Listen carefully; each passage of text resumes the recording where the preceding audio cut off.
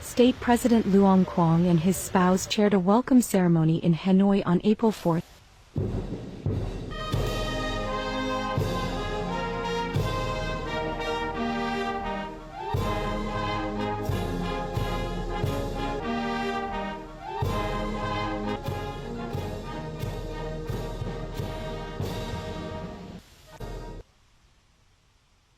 Over the past 50 years, the two countries have maintained fine relations through both party and state channels.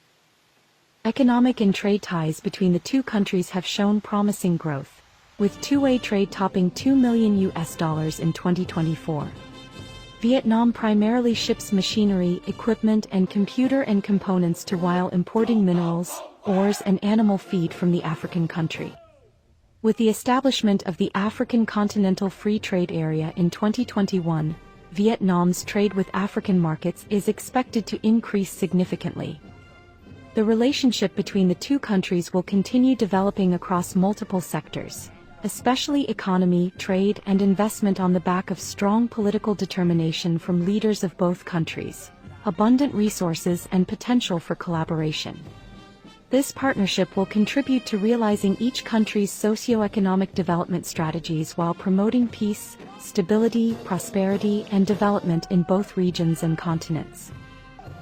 After the welcome ceremony, President Luong Quang and President EVARIST NDAYISHIMIYE held a private meeting, led their high-level delegations in official talks, and witnessed the signing of several cooperation agreements.